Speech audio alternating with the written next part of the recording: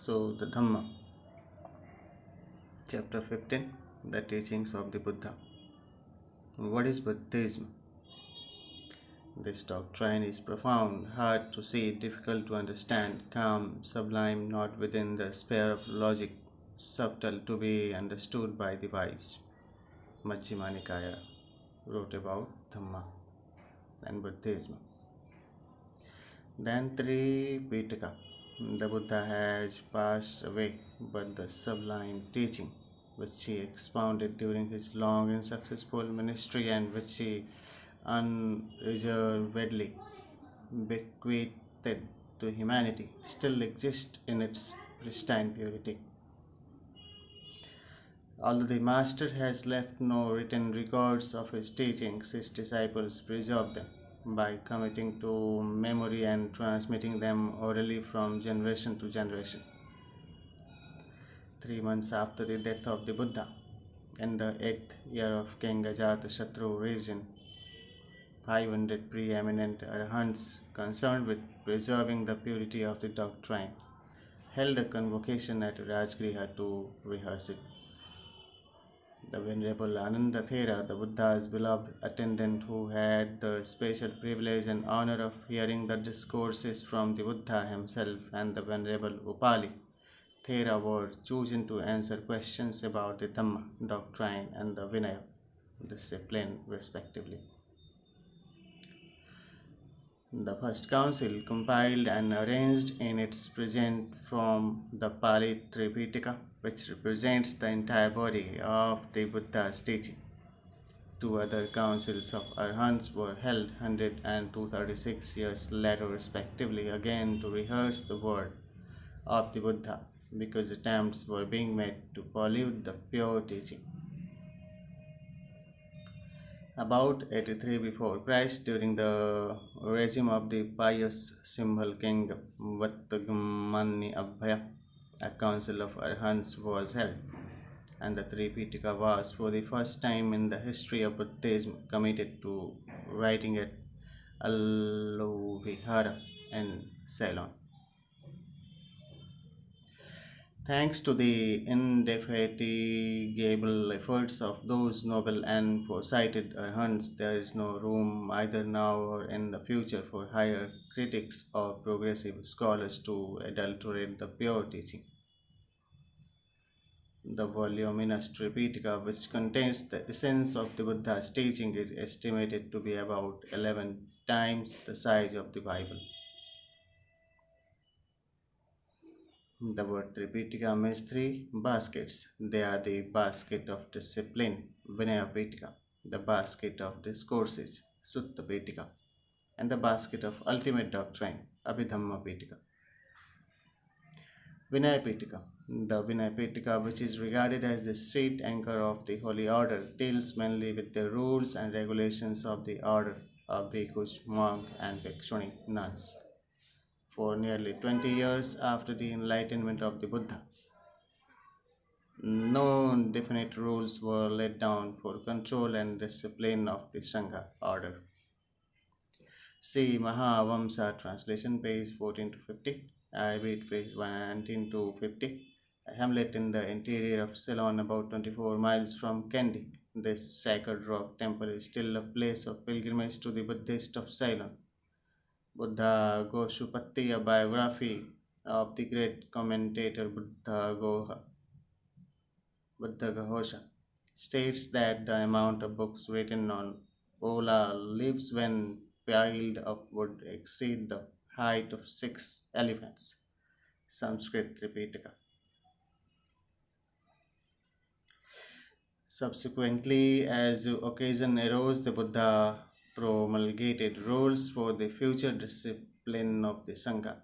Reasons for the promulgation of rules, their various implications, and specific Vinaya ceremonies of the Sangha are fully described in the Vinaya Pitaka.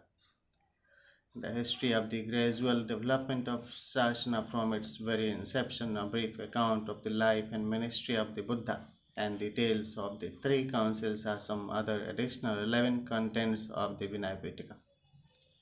Indirectly, it reveals useful information about ancient history, Indian custom, ancient arts, and sciences.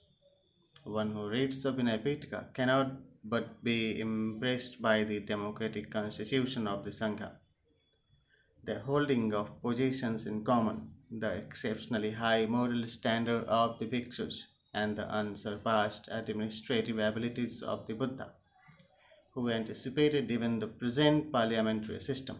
Lord Zetland writes, and it may come as a surprise to many to learn that in the assemblies of the Buddhists in India, 2000 years and more ago are to be found the rudiments of our own parliamentary practice of the present day. The Vinaya Pitaka consists of the following five books. Number one, Parajika Pali Vibhanga, major offenses. Number two, Paschitya Pali, minor offenses. Number three, Mahavagga Pali Khandaraka, great section. And number four, Kullavegga Pali, lesser section. And number five, Parivara Pali, epitome of the Vinaya. Dispensation. Shasana is the Pali term applied to the whole Buddhist church. See Legacy of India, edited by G.T. Garrett, page 10 to 11. Sutta Pitaka.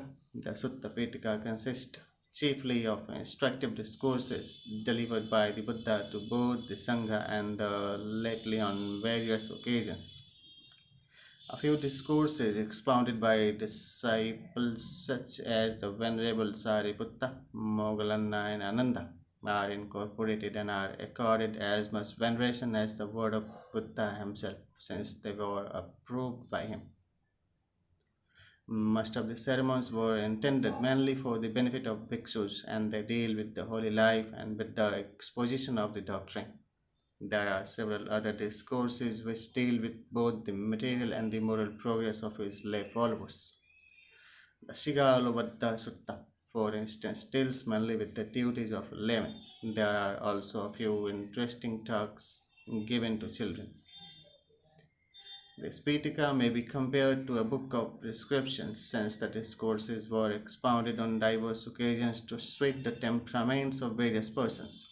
There may be seemingly contradictory statements, but they should not be misconstrued as they were uttered by the Buddha to suit a particular purpose. For instance, to the self same question, he would maintain silence when the inquirer was merely foolishly inquisitive, or give a detailed reply when he knew the inquirer to be an earnest seeker after the truth. The Sutta Pitaka consists of the following five Nikayas collections. Commenting on this Sutta, Mrs. Reyes Davids say, happy would have been the village or the clan on the banks of the Gangas, where the people were full of the kindly spirit of fellow feeling and the noble spirit of justice, which spread through these native and simple sayings. See Dialogues of the Buddha, Part 3, page 168. So the Sutta Pitaka consists of the following five Nikayas collections. Number one, Digha Nikaya, collection of long discourses. Number two, Majjhima Nikaya, collection of the middle length discourses. Number three, Samayutta Nikaya, collection of the kindred sayings. Number four, Anguttara Nikaya, collection of gradual sayings. And number five, Khuddaka Nikaya, smaller collections. This fifth is subdivided into 15 books. Number one, Khuddaka shorter text. Number two, Dhammapada, the way of truth. Number three, Udanna, paeans of joy. Number four, Ittivotaka, the set discourses. Number five, Sutta Nipada, collected discourses. Number six, Vimannavattu, stories of celestial mansions. Number seven, Pettavattu, stories of Vedas. Number eight, Theragata, Shalm of the brethren. Number nine, Terigata, Shalm of the sisters. Number 10, Jataka, birth stories of the Bodhisattva. Number 11, Nidesha, expositions. Number 12, Samvida, book on analytical knowledge. Number 13, Apadana, lives of arhants. Number 14, Buddha Vamsa, history of the Buddha. And number 15, Karya Pittaka, modes of conduct. Abhidhamma Pitaka. The Abhidhamma Pitaka is the most important and most interesting of the three, consisting containing as it does the profound philosophy of the Buddha's teaching, in contrast to the simpler discourses in the Sutta Pitaka. Then Abhidhamma, the higher doctrine of the Buddha, expounds the quintessence of his profound teachings. See the manual of Abhidhamma by the author. According to some scholars, Abhidhamma is not a teaching of the Buddha, but is a later elaboration of scholastic monks. Tradition, however, attributes the nucleus of the Abhidhamma to the Buddha himself. The Mattika or matrices of the Abhidhamma, such as Kushala Dhamma, wholesome states, Akushala Dhamma, unwholesome states, and Abhoyakata Dhamma, indeterminate states, etc., which have been elaborated in the six books, Kathavatthu being excluded, were expounded by the Buddha. To the Venerable Sariputta is assigned the honor of having explained all this topic in detail. Whoever the great author or the authors may have been, it has to be admitted that the Abhidhamma must be the product of an intellectual genius comparable only to the Buddha. This is evident from the intricate and subtle Patanapakarana, which describes in detail the various causal relations. To the wise truth seekers, Abhidhamma is an indispensable guide and an intellectual treat. Here is found food for thoughts to original thinkers and to earnest students who wish to develop wisdom and lead an ideal Buddhist life. Abhidhamma is not a subject of fleeting interest designed for the superficial reader. Modern psychology, limited as it is, comes within the scope of Abhidhamma inasmuch as it deals with mind, thoughts, thought process, and mental properties. But it does not admit of a psyche of a soul. It teaches a psychology without a psyche. If one were to read the Abhidhamma as a modern textbook on psychology, one would be disappointed. No attempt has here been made to solve all the problems that confront a modern psychologist. Points of controversy, the authorship of which is attributed to Venerable Moggalliputta Tissa, who presided at the Third Council in the time of King Ashoka. Consciousness, chitta, is defined. Thoughts are analyzed and classified chiefly from an ethical standpoint. All mental properties, cetasika, are enumerated. The composition of each type of consciousness is set forth in detail. How thoughts arise is minutely described. Bhavanga and Javana thought movements which are explained only in the Abhidhamma and which have no parallel in modern psychology are of special interest to research students in psychology.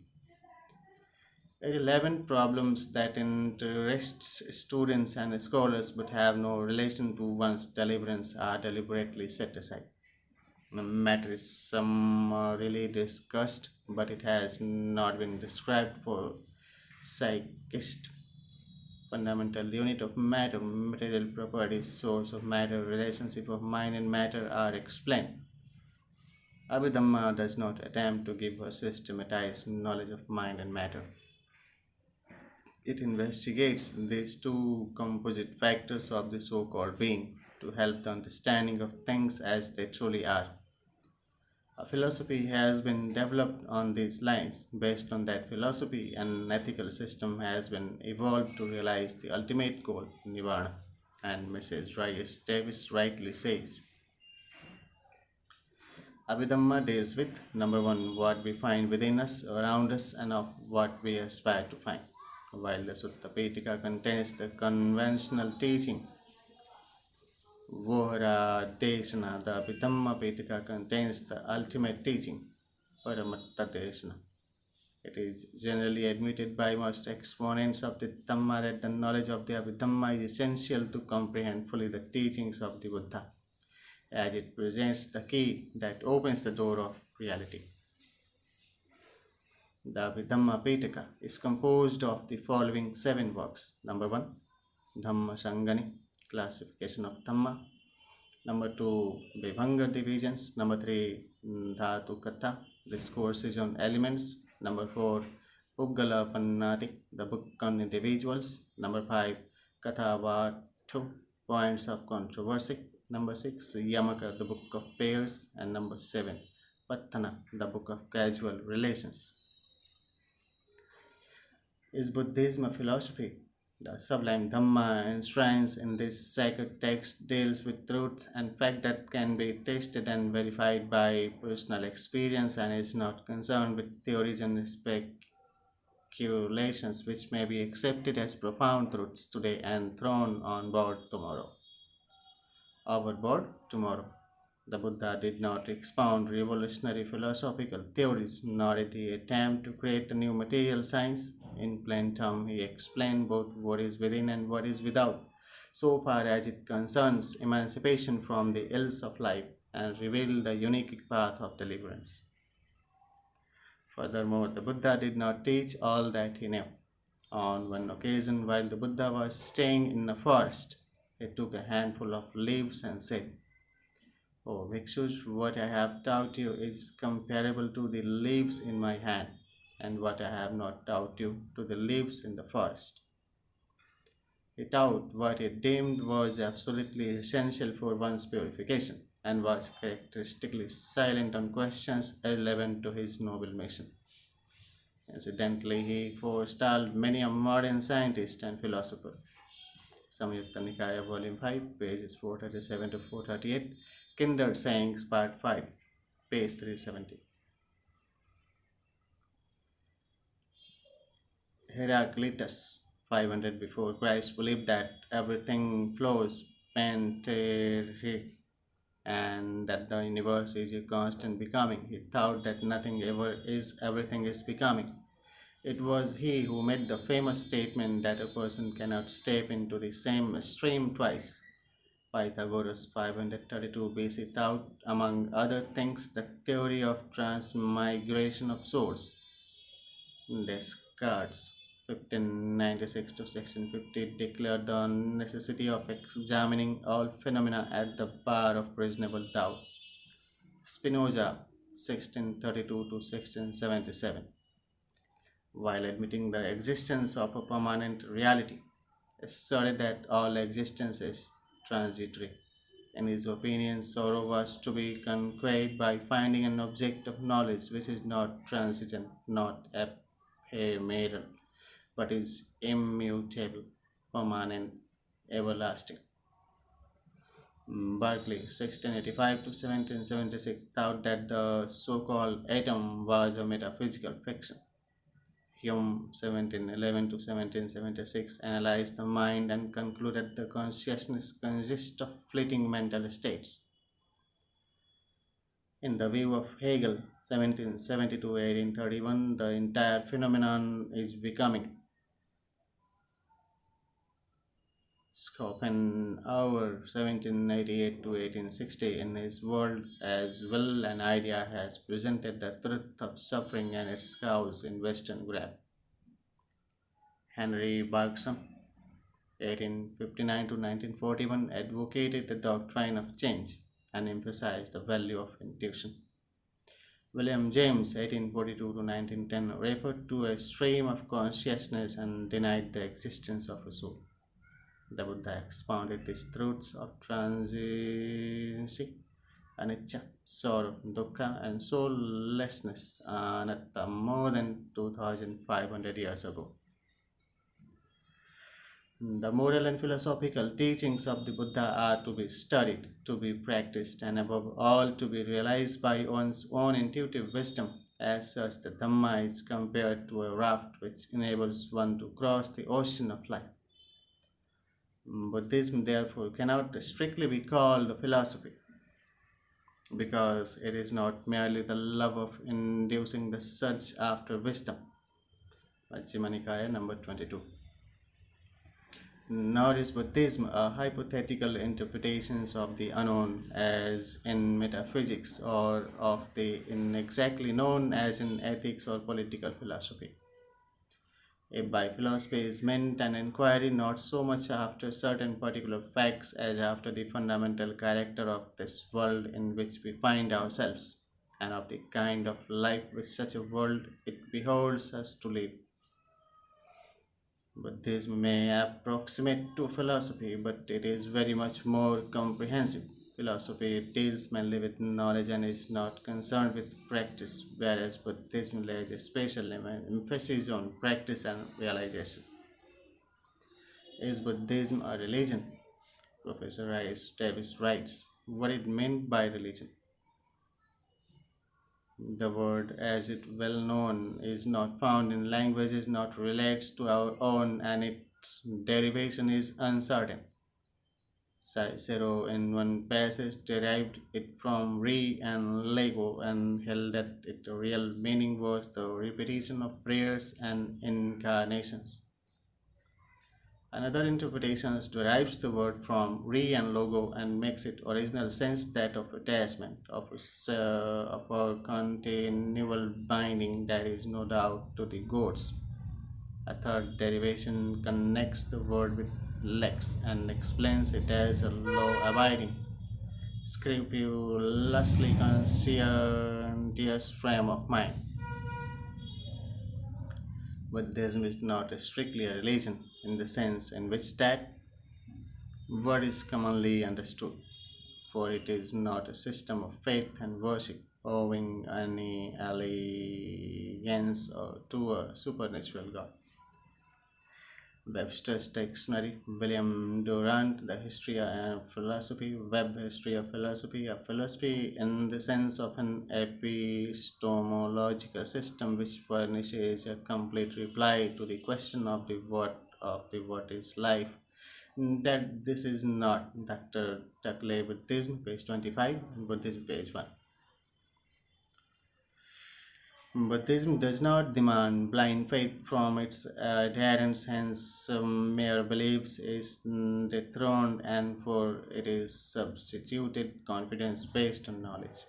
It is possible for a Buddhist to entertain occasional doubts until he attains the first stage of sainthood, Sotapatti, when all doubts about the Buddha, Dhamma, and the Sangha are completely resolved. One becomes a genius and genuine follower of the Buddha only after attaining this stage. The confidence of a follower of the Buddha is like that of a patient in respect of a noted physician or of a student regarding his teacher. Although a Buddhist seeks refuge in the Buddha and his incomparable guide and teacher who indicates the path of purity, he makes no servile surrender. A Buddhist does not think that he can gain purity merely by seeking refuge in the Buddha or by mere faith in him. It is not within the power even of a Buddha to wash away the impurities of others. Strictly speaking, one can neither purify nor defile another. The Buddha as a teacher may be instrumental, but we ourselves are responsible for our purification. In the Dhammapada, the Buddha says, by oneself alone is evil done, by oneself is undefiled, by oneself alone is evil avoided, by oneself alone is one purified. Purity and impurity depends on oneself. No one can purify another. Verses 145. A Buddhist is not a slave to a book or to any individual, nor does he sacrifice his freedom of thoughts by becoming a follower of the Buddha. An ordinary arahant may be genuine enough as a follower, but he is not a sharer by realization of the Buddha Dhamma. He is at full liberty to exercise his own free will and develop his knowledge even to the extent of attaining Buddhahood himself.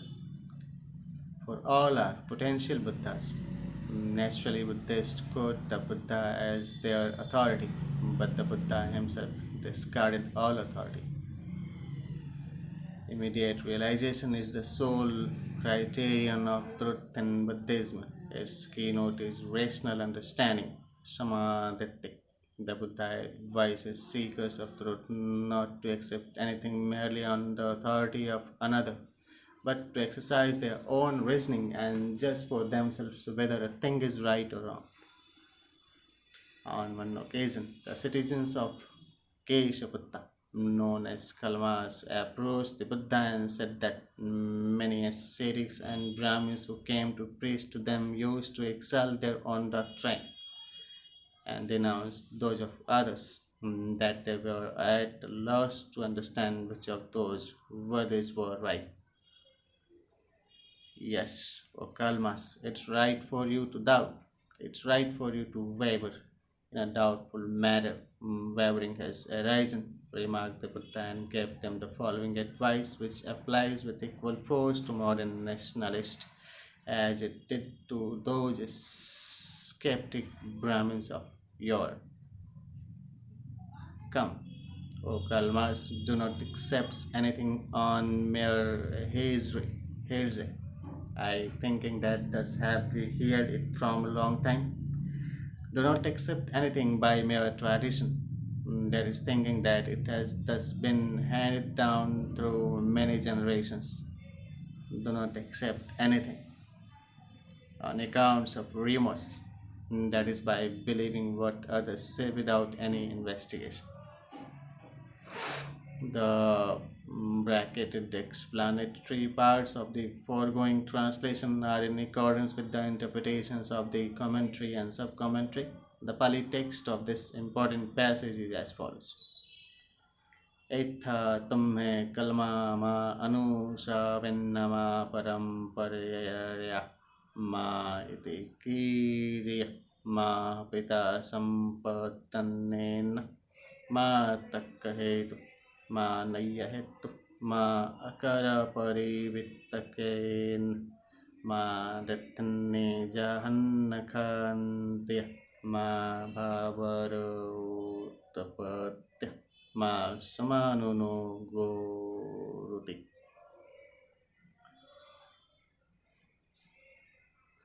Do not accept anything just because it occurs with your scriptures. Do not accept anything by mere supposition. Do not accept anything by mere inference. Do not accept anything by merely considering the appearances. Do not accept anything merely because it agrees with your preconceived notions. Do not accept anything merely because it seems acceptable, that it should be accepted. Do not accept anything, thinking that the ascetic is respected by us and therefore it is right to accept his word. But when you know for yourselves these things are immoral, these things are blameworthy, these things are censored by the wise, these things, when performed and undertaken, conduce to ruin and sorrow, then indeed do you reject them. When you know for yourselves these things are moral, these things are blameless, these things are praised by the wise, these things, when performed and undertaken, conduce to well being and happiness, then do you live and act accordingly. These wise sayings of the Buddha, uttered some 2500 years ago, still retain their original force and freshness even in this enlightened 20th first century. With the homely illustrations, Jnanasara Samuchya repeats the same counsel in different words. Tapaka Chedaka Kanika Satta Svarnam Ivi Pandita Parikshya Blikshava Grahyam Madhavako Natu Gauravatta. As the wise taste gold by burning, cutting, and rubbing it on a piece of touchstone, so are you to accept my words after examining them, and not merely out of regard for me. The Buddha exhorted his disciples to seek the truth and not to heed mere persuasion even by superior authority. Anguttara Nikaya, Volume 1, page 189, Kindred Sayings, Part 1, page 171 172. Now, though it be admitted that there is no blind faith in Buddhism, one might question whether there is no worshipping or Buddha image and such like idolatry amongst Buddhists. Buddhists do not worship an image expecting worldly or spiritual favors, but pay their homage to what it represents. A Buddhist goes before an image and offers flowers and incense not to the image but to the Buddha. He does so as a mark of gratitude, reflecting on the virtues of the Buddha and pondering on the consistency of flowers and understanding. Buddhist distinctly makes himself feel that he is in the noble presence of the Buddha and thereby gains inspiration to emulate him. Referring to images, the great philosopher Count Kasserling writes, I know nothing more grand in this world than the figure of the Buddha. It is the perfect embodiment of spirituality in the visible domain. Then again, Buddhists do not worship the Bodhi tree, but consider it as a symbol of enlightenment and so worthy of reverences. Though such external forms of homage are prevalent amongst Buddhists, the Buddha is not worshipped as a god. These external objects of homage are not absolutely necessary, but they are useful and they help one to concentrate one's attention. An intellectual could dispense with them as he could easily focus his attention on the Buddha and thus visualize him. For our own good and out of gratitude, we pay such homage. But what the Buddha expects from his disciples is not obeisance, but the actual observance of his teaching. Travel Diary of a Philosopher. Just before the Buddha passed away, many disciples came to pay their respect to him. One bhikshu, however, remained in his cell absorbed in meditation. This matter was reported to the Buddha, who summoned him, and on inquiring the reason for his absence, was told, Lord, I know that your reverence would pass away 3 months hence. I thought the best way of honoring the teacher was by attaining a handship even before the decease of your reverence. The Buddha extolled the praiseworthy conduct of that loyal and dutiful bhikshu, saying, Excellent, excellent. He who loves me should emulate this bhikshu. He honors me best, who practices my teaching best. On another occasion, the Buddha remarked, He who sees the Dhamma sees me. Furthermore, it must be mentioned that there are no petitionary or intercessory prayers in Buddhism. However much one may pray to the Buddha, one cannot be saved. The Buddha does not and cannot grant worldly favors to those who pray to him. A Buddhist should not pray to be saved, but should rely on himself and strive with diligence to win his freedom and gain purity. Advising his disciples not to depend on others but to depend on oneself and to be self reliant, the Buddha says. Tum he he kicham attapam akattaro tathagata. Striving should be done by yourselves. The Tathagatas are teachers. See Buddhist Legends, Volume 3, page 249-50, Samyutta Nikaya, Volume 3, page 129, Dhammapada, Volume 276. The Buddha not only speaks of the futility of prayers but also disparages a slave mentality. Instead of prayers, the Buddha emphasizes the importance of meditation that promotes self discipline, self control, self purification, and self enlightenment. It serves as a tonic both to the mind and heart. Meditation is the essence of Buddhism. In Buddhism, there is not, as in most other religions, an almighty God to be obeyed and feared. Buddhism denies the existence of a supernatural power, conceived as an almighty being or a causeless force. There are no divine revelations, no divine messengers or prophets. A Buddhist is therefore not subservient to any higher supernatural power which controls his destinies and which arbitrarily rewards and punishes. Since Buddhists do not believe in revelations of a divine being, Buddhism does not claim the monopoly of truth and does not condemn any other religion. Intolerance is the greatest enemy of religion. With his characteristics tolerance, the Buddha advised his disciples not to get angry, discontented, or displeased even when others spoke ill of him or of his teaching or of his order. If you do so, the Buddha said, you will not only bring yourselves into danger of spiritual loss, but you will not be able to judge whether what they say is correct or not correct. A most enlightened sentiments.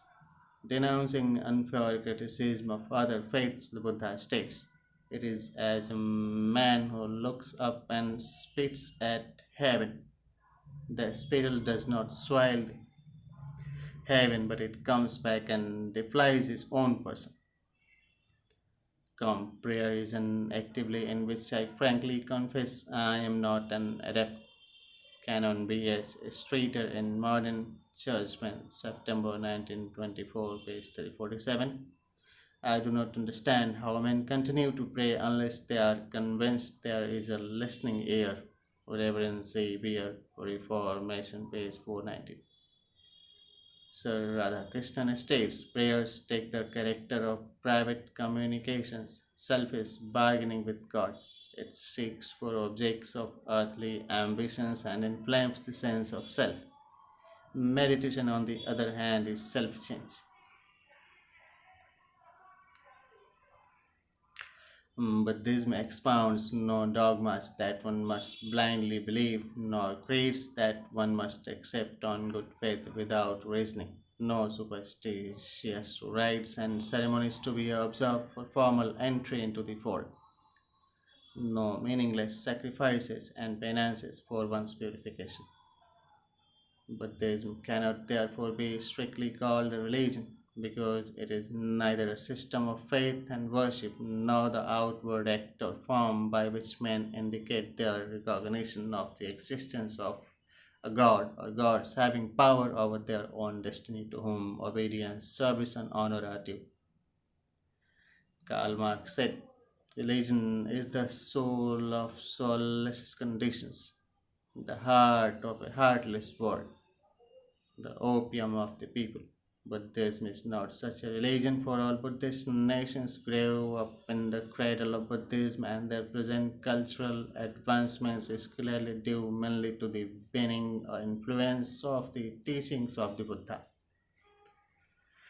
How, if by religion is meant a teaching which takes a view of life that is more than superficial, a teaching which looks into life and not merely at it, teaching which furnishes men with a guide to conduct that is in accord with this and look, a teaching which enables those who gave it heed to face life with fortitude and death with serenity, or a system of deliverance from the ills of life, then certainly Buddhism is a religion of religions. See Sri Radhakrishna Gautama the Buddha, Webster's Dictionary, ex Bhikshu Silakara C. Ceylon Daily News, Vesak number May 1939. Dr. Dhalke is arguing what Buddhism is rights, but this sentence of condemnation is passed up to Buddhism as a religion. Religion in the ordinary sense as the which points beyond this life to one essentially different. It cannot be Buddhism and its place in the mental world. Is Buddhism an ethical system? Buddhism contains an excellent moral code, including one for the monks and another for the laity, but it is much more than an ordinary moral teachings. Morality. Shira is only the preliminary stage and is a means to an end, but not an end in itself. Though absolutely essential, it alone does not lead to one's deliverance or perfect purity. It is only the first stage on the path of purity. Beyond morality is wisdom, panna. The base of Buddhism is morality, and wisdom is its apex. As the pair of wings of a bird are these two complementary virtues. Wisdom is like unto man's eyes, morality is like unto his feet. One of the appellative of the Buddha is Vajikarana Sampana, endowed with wisdom and conduct. Of the Four Noble Truths that form the foundation of Buddhism, the first three represents the philosophy of the Buddha's teaching, the fourth, the ethics of Buddhism based on that philosophy. Morality in Buddhism is not founded on any doubtful divine revelation, nor it is the ingenious invention of an exceptional mind, but it is a rational and practical code based on verifiable facts and individual experiences. In the opinion of Professor Max Muller, the Buddhist moral code is one of the most perfect which the world has ever known. Professor Reyes Davids says, Buddhist or no Buddhist, I have examined every one of the great religious systems of the world, and in none of those have I found anything to surpass in beauty and comprehensiveness the Noble Eightfold Path of the Buddha. I am content to shape my life according to that path. It is interesting to note that according to Buddhism, there are deeds which are ethically good and bad, deeds which are neither good nor bad, and deeds which tend to the ceasing of all deeds. Good deeds are essential for one's emancipation, but where once the ultimate goal of the holy life is attained, one transcends both good and evil. The Buddha says, righteous things, Dhamma you have to give up. How much more the unrighteous things, Adhamma, the deed which is associated with attachment, Lobha, Elvish, Dosa, and delusion, Moha is evil. That deed which is associated with non attachment, Alobha, goodwill, Adosha, and wisdom, Panna is good.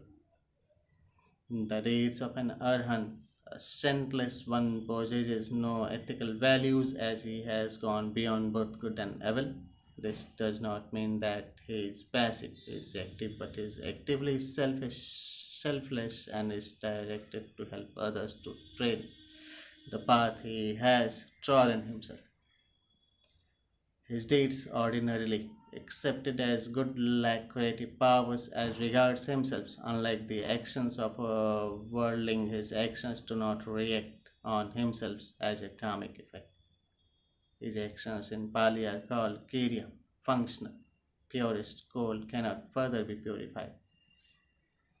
The mental state of the four types of supermundane path consciousness, namely Shatapatti stream winner, Shakadgami once returner, Annagami non returner, and Arahata, Vaditau wholesome kusala, do not tend to accumulate fresh karma, but on the contrary tend to the gradual cessation of the individual flux of becoming, and therewith to the gradual cessation of good and evil deeds.